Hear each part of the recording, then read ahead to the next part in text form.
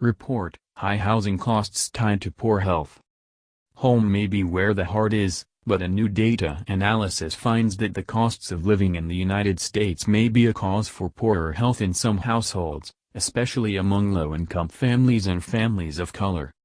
The annual County Health Rankings Report, a collaborative effort between the Robert Wood Johnson Foundation and the University of Wisconsin Population Health Institute, examined housing affordability by place and by race in large urban and small metro counties across the country between 2011 and 2015, using comprehensive housing affordability strategy data from the U.S. Department of Housing and Urban Development.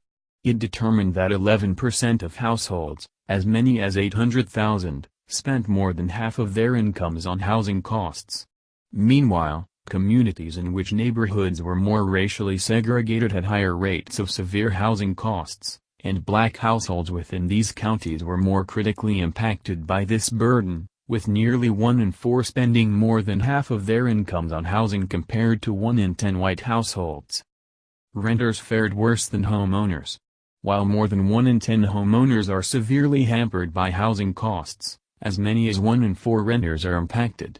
These hurdles are even higher for low-income renters, where 1 in 2 households spend more than half their incomes on rent.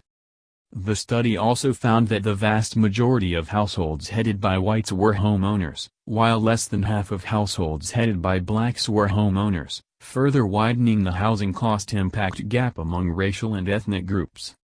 A severe housing cost burden means less money is available for other necessities such as healthy foods, medicine and transportation to work and school, the report notes, with increases in the share of households severely cost-burdened, associated with more food insecurity, more child poverty, and more people in fair or poor health. The study authors found that, across counties, every 10% increase in the share of households severely cost-burdened was linked to 29,000 more children living in poverty, 86,000 more people who are food insecure and 84,000 more people reporting fair or poor health. Our homes are inextricably tied to our health, Dr. Richard Besser, RWJF President and CEO, said in a press release. It's unacceptable that so many individuals and families face barriers to health because of what they have to spend on housing. This leaves them with fewer dollars to keep their families healthy.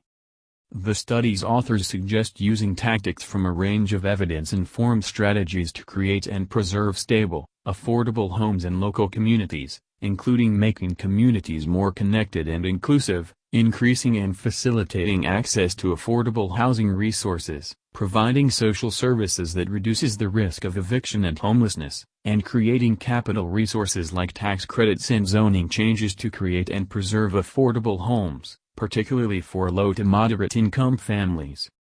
Health equity means that everyone has a fair and just opportunity to be as healthy as possible, the study says. This requires removing obstacles to health such as poverty and discrimination, and their consequences, including powerlessness and lack of access to good jobs with fair pay, quality education and housing, safe environments and health care.